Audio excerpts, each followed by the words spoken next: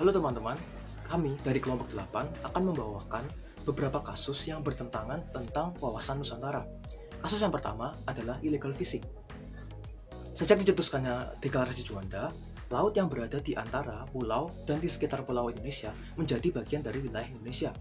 Nah, sejak dicetuskannya deklarasi tersebut, memiliki dampak positif dan negatif bagi bangsa Indonesia.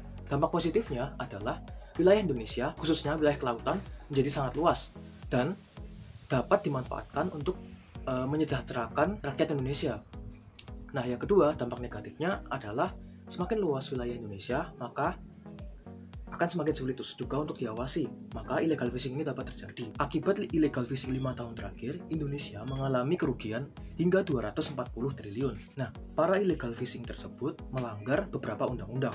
Yang pertama, Undang-Undang Nomor 45 Tahun 2009 dan Undang-Undang Nomor 31 Tahun 2004 yang berisikan setiap orang yang melakukan penangkapan ikan tanpa memiliki surat-surat akan diancam dengan hukuman 5 hingga 7 tahun penjara dengan denda 1 hingga 20 miliar.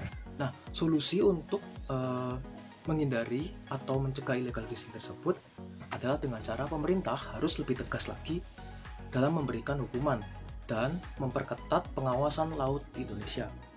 Pada kasus yang kedua, kelompok kami mengangkat tentang OPM.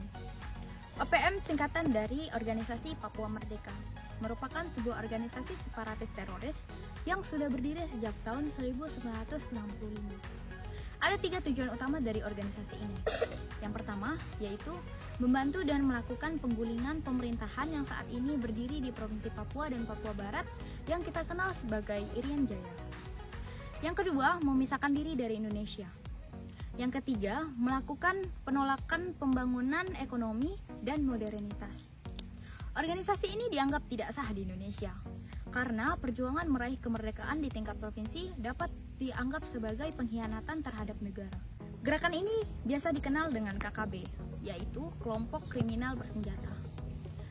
Kasus ini melanggar Undang-Undang Republik Indonesia Nomor 5 Tahun 2018 Pasal 10A Ayat 1. Solusi dari kelompok kami untuk kasus ini yaitu hendaknya kita memiliki rasa persatuan dan kesatuan untuk menjaga keutuhan negara dan bangsa kita. Karena jika kita tidak memiliki rasa persatuan dan kesatuan, akan menyebabkan bangsa kita mudah untuk terpecah belah. Kasus yang pertama yaitu kasus peperangan antar suku di Papua antara suku Moni dan suku Dani. Perang ini dipicu sengketa lahan di antara dua suku tersebut. Kasus ini melanggar Undang-Undang Nomor 7 Tahun 2012. Solusi dari kasus ini, seharusnya kedua suku di atas tidak saling membantai, tetapi harus saling mempertahankan ketahanan nasional sebagai konsep dalam pembangunan keamanan dan kewilayahan sesuai dengan fungsi wawasan Nusantara.